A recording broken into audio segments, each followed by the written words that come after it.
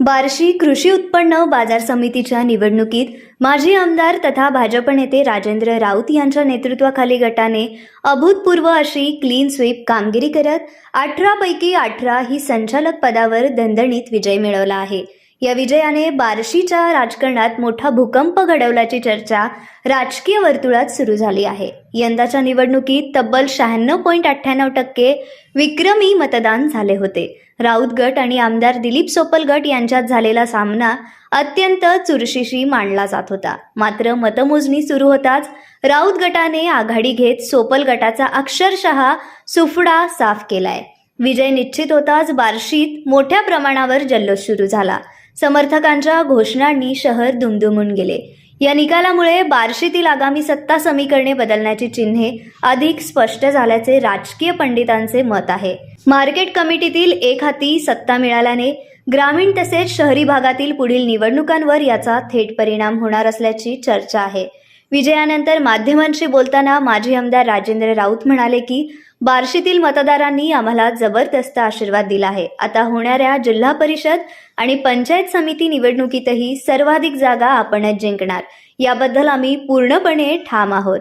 राऊत गटाचा हा ऐतिहासिक विजय बार्शीतील आगामी राजकीय दिशादर्शन ठरेल असे निरीक्षकांचे मत आहे।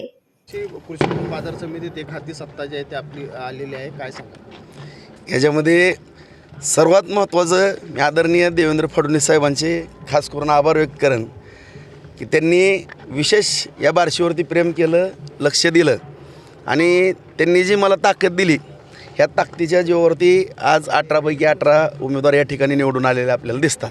आणि विशेष करून सहकारामध्ये आम्ही अत्यंत ही आमच्या ह्याच्यातली पहिलीच निवडणूक म्हणायला काही हरकत नाही, कारण गेल्या वेळेस जी बाजार समिती झालेली होती ती बाजार समिती शेतकऱ्याच्या मतावर झालेली होती। परंतु सहकारातनं ही आमची अत्यंत कठीण अशी परीक्षा होती, मी त्याची जाणीव मला निश्चितपणे होती।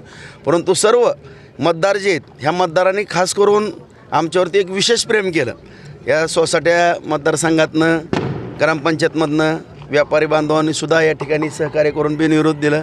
हमाल तोलार मतदारसंघातून पण आणि सर्व या तालुक्यातली जी जनता आहे ह्या जनतेमध्ये जे एक मेसेज गेलेला होता की विधानसभेला थोड्या काही जे काही कारणं असतील ते बाबा पराभव झालेला आहे, ह्याच्यामधून राजूभाऊला आपण ताकद देणं गरजेचं आहे आणि या ठिकाणी आपला जो विकास थांबल्याचं चित्र या ठिकाणी दिसतं आहे ते चित्र बदलण्याच्या दृष्टिकोनातून सर्व जनता जनार्दनाने हे दिलेले आशीर्वाद आहेत। हो, खरं तर या निवडणुकीमध्ये पूर्ण प्रतिष्ठा ही पणाला लागली होती, संपूर्ण जिल्ह्याचं लक्ष या निवडणुकीकडे लागलेलं होतं, काय भावना आहेत? ह्याच्यामध्ये मी कधीही माझी प्रतिष्ठा पणाला लागली म्हणणार नाही किंवा अस्तित्वाची लढाई म्हणणार नाही। हे माझ्या बार्शी तालुक्यातील जनतेची जी मला सेवा करायची, आता काही विधानसभेला मुद्दे निघाले की काय कशाकरता काय झालं, परंतु मी जनतेला प्रत्येक वेळेस नगरपालिकेला सुद्धा शब्द दिला, बाजार समितीलाही शब्द दिला, आजही देतो उद्याही। भले एखादा कुठला अस्तित्व किंवा प्रतिष्ठेचा विषय 10 पाऊल मागं घ्यायची वेळ आली तरी चालन, परंतु या बार्शी तालुक्याचा विकास कधी थांबणार नाही।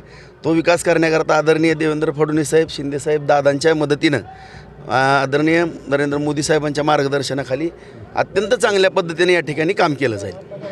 पण तोही निकाल अत्यंत या बार्शीकरांना आनंद देणारा निकाल असेल, कारण मी मगाच सांगितलं की जो विकास थांबलेला आहे या तालुक्यातील जनतेला विकासाची फार मोठी अपेक्षा आहे आणि तो विकास कोणाच्या माध्यमातून पूर्ण होतोय संपूर्ण जनतेला पूर्ण माहिती असून या ठिकाणी भारतीय जनता पार्टीच्या माध्यमातून, महायुतीच्या माध्यमातून या ठिकाणी केंद्र सरकार आहे, आदरणीय मोदी साहेबांच्या मार्गदर्शनाखाली आदरणीय देवेंद्र फडणवीस साहेब, शिंदे साहेब, दादा हे सगळेजण या ठिकाणी तिन्ही नेते या ठिकाणी चांगल्या पद्धतीने आणि विशेष करून या ठिकाणी ह्या सगळ्या गोष्टी घडत असताना माझे सहकारी जीवाभावाचे मित्र जयभाऊ गोरे, मी थोडं थांबलो होतो परंतु त्यांनी या ठिकाणी येऊन या बार्शी तालुक्यामध्ये जी भावना व्यक्त केली माझ्याबद्दल आणि मला एक आधार द्यायचं एका मित्राला काम केलं, त्या माझ्या जयभाऊचं मी विशेष करून या ठिकाणी आभार व्यक्त करतो।